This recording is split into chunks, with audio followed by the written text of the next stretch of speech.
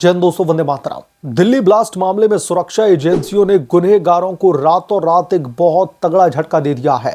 पुलवामा में आतंकी डॉक्टर उमर मोहम्मद उर्फ उमर नबी के 2 मंजिला पैतृक घर को आज सुबह तड़के तकरीबन 2:30 बजे आईईडी विस्फोट के द्वारा पूरी तरह ध्वस्त कर दिया गया है और ये आतंकियों पर बहुत बड़ी कार्रवाई बताई जा रही है।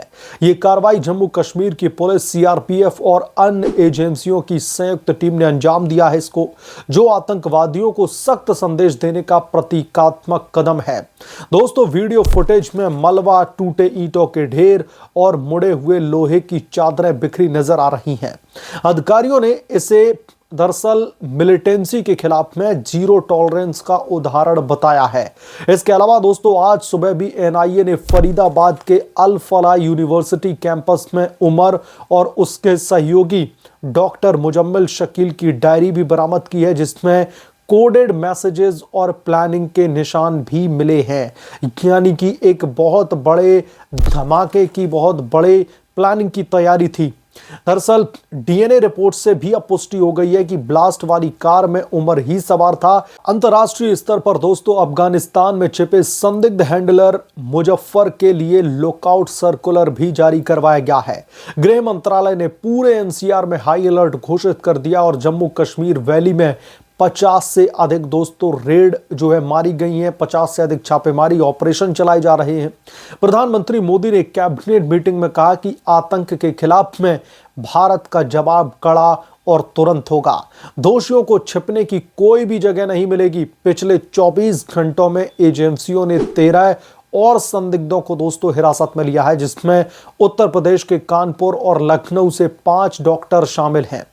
Doctor Adil Ahmad Rather, doctor Shaheen Saeed, doctor Parvez Ansari, doctor Farooq और डॉक्टर मोहम्मद आरिफ मीर, ये सभी जैश-ए मोहम्मद मॉड्यूल से जुड़े बताए जा रहे हैं।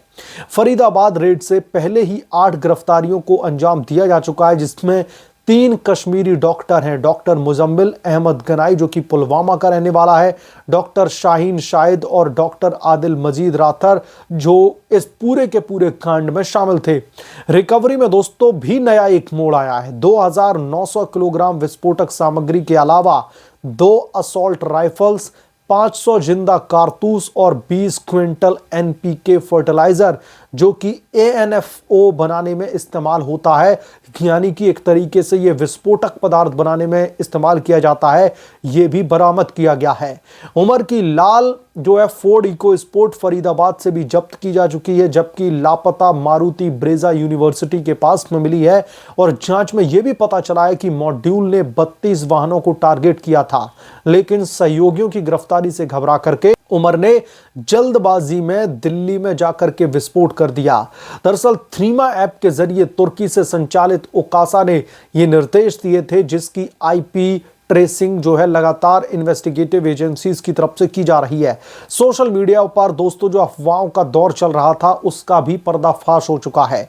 पीआईबी ने सीएनजी सिलेंडर ब्लास्ट के दावों को सीधे तौर पर फर्जी बता दिया है, उसका खंडन जारी किया है और अब नया सीसीटीवी फुटेज भी आया। उमर को ब्लास्ट से ठीक पहले तुर्कमान गेट मस्जिद में नमाज पढ़ते देखा गया, जहां पर वो एक बड़े बैग के साथ में नजर आता है।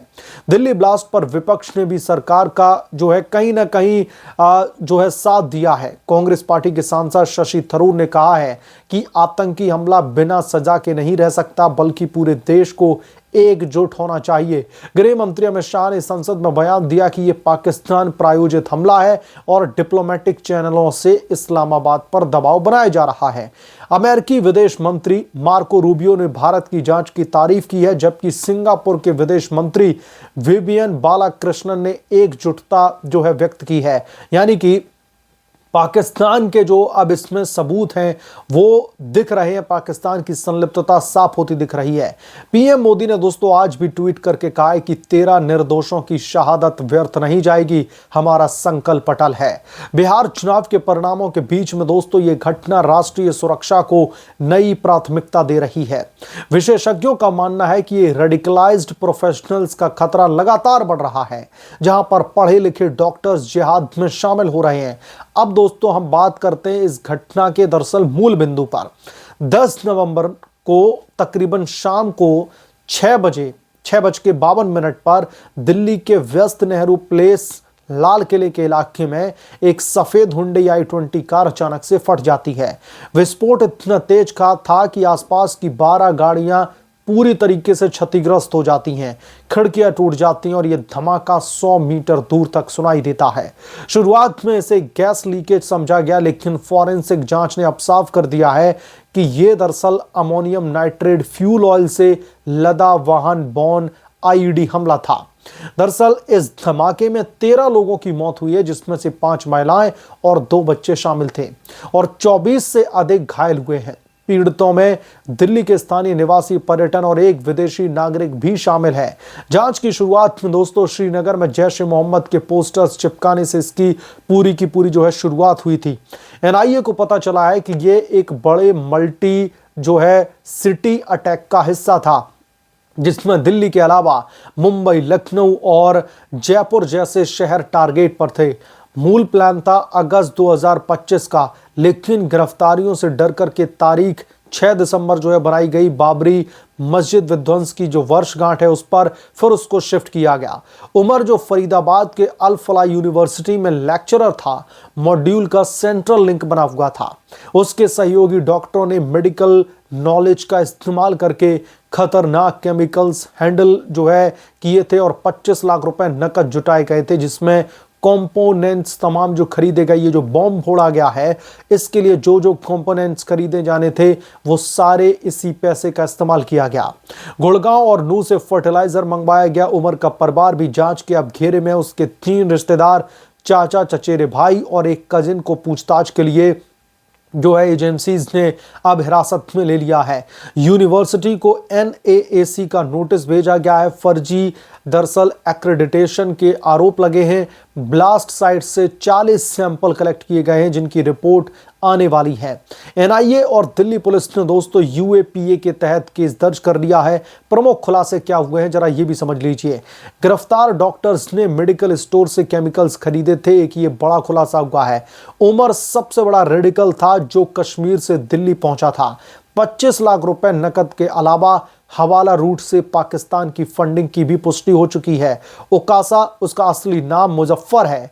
दरअसल अफगानिस्तान में जैश ए मोहम्मद का कैंप चलाता है। तुर्की सर्वर से कम्युनिकेशन किया गया, डीएनए मैच किया गया। सीसीटीवी में उमर टोल प्लाजा पर नजर आता है, जहां पर वो मैन्युअली पेमेंट कर रहा था। एजेंसी ने दोस्तों यहां पर रुकी नहीं। कश्मीर में श्रीनगर, सोपोर, बारामूला, अनंतनाग, कुलगाम और शोपियां में लगातार रेड चल रही है और तमाम तथाकथित आतंकियों की या उनको पनाह देने वालों के खिलाफ में धरपकड़ चल रही है। 20 सरकारी कर्मचारियों को इंटेरोगेशन के लिए बुलाया गया है। एनआईए ने मॉड्यूल के बाकी सदस्यों को उनकी जो लिस्ट है दरअसल वो जारी कर दी है। दिल्ली में 100 से अधिक सीसीटीवी चेक किए जा रहे हैं। पाकिस्तान को दोषी ठहराते हुए यूएन में प्रस्ताव लाने की तैयारी। ये घटना साबित करती है कि नया भारत आतंक को कुचलने में पीछे नहीं हटेगा। विशेषज्ञ कहते हैं कि यह मॉड्यूल सबसे बड़ा खतरा था जिसको भारतीय एजेंसीज ने फिलहाल तोड़ दिया है। बहरहाल जो दिल्ली ब्लास्ट का जो मुख्य सरगना था या फिर यूं कह लीजिए जो फिदायनी था, खुद भी फट गया उस बम के साथ में। उमर के घर को आईडी से ब्लास्ट कर दिया गया है, जिसकी वजह से कश्मीर में छिपे तमाम आतंकी अब दहशत में दिखाई दे रहे हैं। बहरहाल इस पूरे के पूरे मामले को लेकर के आपकी क्या राय है, आपका क्या पॉइंट ऑफ व्यू है, कमेंट करके जरूर बताएं। जल्द मिलूंगा किसी दूसरे बड़े अपडेट के साथ में, तब तक के लिए धन्यवाद। अगर आप लोग चैनल पर नए हैं तो प्लीज चैनल को सब्सक्राइब करें, साइड बने बेल आइकन को जरूर प्रेस करें, ताकि जब भी मैं कोई बड़ा अपडेट लेकर के आऊं, कोई बड़ी खबर लेकर के आऊं तो इसकी जानकारी सबसे पहले आपको मिले।